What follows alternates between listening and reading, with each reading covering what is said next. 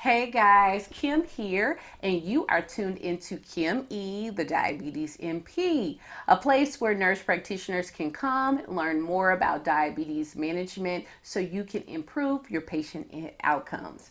So, today we're going to keep going forward in our month's theme of diabetes technology. Now, I have already made two videos prior to this where I gave a brief overview of what diabetes tech is and what my focus for the month is going to be. I also talked about SMBG, which is basically your glucometers, because that's tech as well. And I don't think that a lot of people think of that as tech, and that is something that we're already doing. We're already using tech. And so today we're going to talk about one of my favorites, which is continuous glucose monitoring. Now, CGM, which is also known as short for continuous glucose monitoring, it is something that really intrigues me. But one of the things that really is kind of disheartening about CGM is that it's not widely accessible, though it's very beneficial. And that really kind of stings for me. I'm not going to even lie. It stings a little bit for me. And so we're going to get into it. We're going to talk a little bit about it, and I'm going to give you just a little bit of an overview over it, and hopefully you can see why I think it's such a beneficial option for our patients as well. Now, before we do that, I do want to remind you that I am starting my monthly series, Diabetes Dialogues. And this month, the topic that we're going to be diving into offline, well, online, but not on YouTube, not on social media, we're going to be talking about this very thing. We're going to be talking about diabetes tech.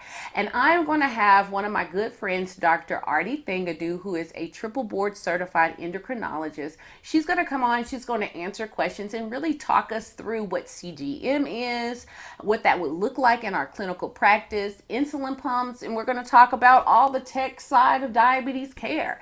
And so I have created a link down in my description box where if you are interested, you can sign up for the interest group, and so you can have information sent to you when all of that is available, okay? I don't want to bombard people who are not interested in it, which is perfectly fine. If you don't want to learn about tech, that's fine, but I do just want to send the information to those who want it. So if that is you, go to the description box, click the link and sign up there. I also want to know what your questions are. Like, what is it that you want to know? What are your burning questions?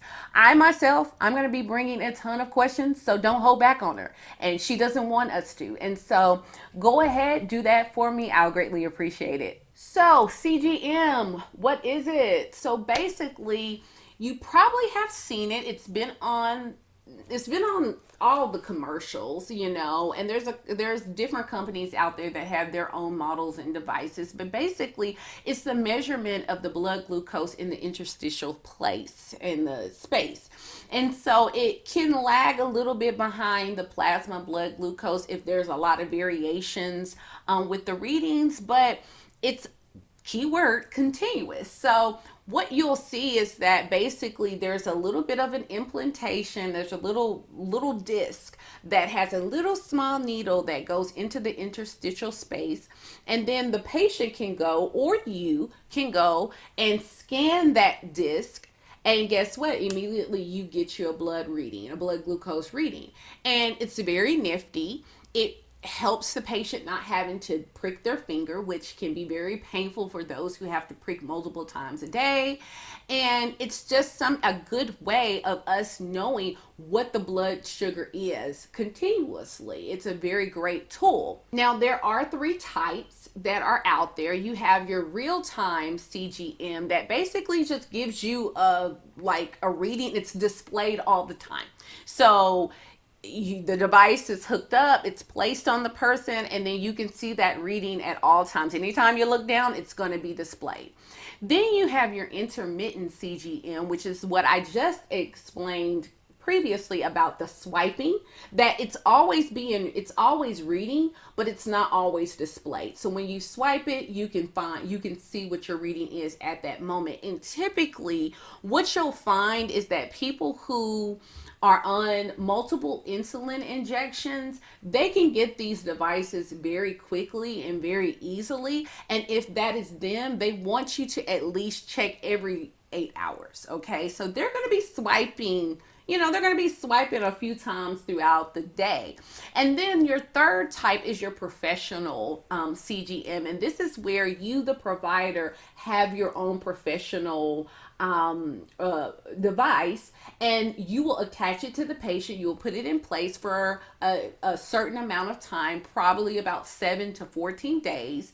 And then they will wear it and they will bring it in, and you will draw the data off of it. And then you'll go from there with what your care plan may be. And those are your three types right there. Now, something that I have to say, which is very, very important for CGM, and I've kind of touched on this in other videos, and I'm going to continue to touch on it, but like, it matters not what device you have if the person doesn't know how to use it and they don't know what to do with it. And that includes us as well. So education is key here, okay?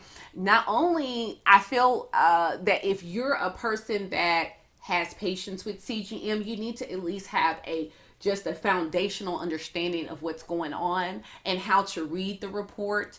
It would be very inconvenient to always have to call the endocrinologist, though you should and you can when you don't. But if you know how to read it, it's just like with the EKG. We need to know how to briefly and basically read it, okay? Same with the report from the CGM. You need to at least know how to read it at the bare minimum, okay? And so education is key for us, but it's also key for our patients, because if something happens, if an alarm or some type of, alert happens on the device, they need to know how to, troubleshoot it, because it could be maybe in the middle of the night when they're getting up to go get them something to drink or go to the bathroom. Our offices won't be open. And so they need to know how to troubleshoot on their own. So they're going to have education. Another thing about CGM is that this is not something that is good for every person with diabetes. Now, for one, the patient needs to be a good candidate, as in they need to be someone who is bought into the process, somebody who is committed, okay, somebody who will do the things to make sure that maintenance is being taken care of. Also, this needs to be a person who has good health literacy and numeracy. I have mentioned this before. They need to be able to look at the numbers and know how to interpret them. What does this mean? When I get this reading, what does this mean? And what should I do? Now some of this is us training and educating them, but they also need to be able to be motivated to do these things. There has to be some type of motivation and responsibility there, and it needs to be somebody that you can trust to do the right thing, okay? And so these devices are not cheap. They are not cheap at all, okay? And that's another issue there as well, is that it's not accessible to everybody. So the people who do get them need to be people who are going to use them well, okay? Now, one of the things that I do want Dr. Artie to talk about is just the coverage, because when it comes to commercial insurance, you tend to be able to get it covered a little bit more than those who are on Medicare and Medicaid. And there's some thresholds with those who are on Medicare and Medicaid. And I find that many people can benefit from them who do have that insurance. A lot of times it has to be somebody who's probably on multiple injections of insulin. I had a patient the other day who was asking me, now mind you, she was only on one medication for diabetes, and she just didn't like pricking her finger. And she was like, I wish I could have that scan thing. And it's like, well, ma'am, you don't prick your finger enough for that. You don't even have insulin, and your blood sugar is great. And your A1C is wonderful. So no, you're not going to be able to get it, unfortunately. Now, would she benefit from it? I mean, I guess anybody can benefit from it, but again, she was already meeting her target. So why would you need it? You know what I'm saying? She didn't need it. And so, but there are people who are not so much like that patient, but maybe they are giving themselves insulin. Maybe they are giving themselves like 2 to 3 insulin injections a day, and maybe they don't quite meet that threshold. Because the last time I checked, I wanted to say it was like you had to be at least on 4 injections a day, but it could have changed. But this is one of those questions that I definitely want Dr. Thangadu to kind of answer and kind of iron out for us as well. Again, if you're interested in that and having and learning that, just like I'm wanting to learn that, make sure that you sign up to be a part of the interest group below. Now, lastly, again, like I've mentioned, the thing that this device does is it really helps us to see, really to be able to pick up on hypoglycemia.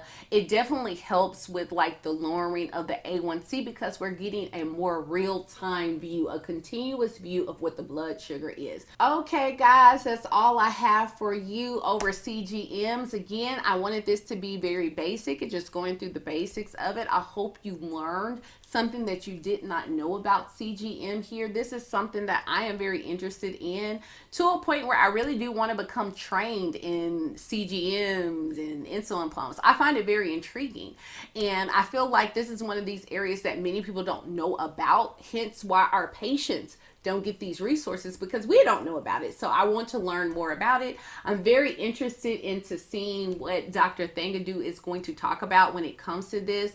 Again, I have many questions for her, and if you are interested in attending the diabetes dialogue for this month, go ahead and sign up through the link below, and I will shoot you over some information.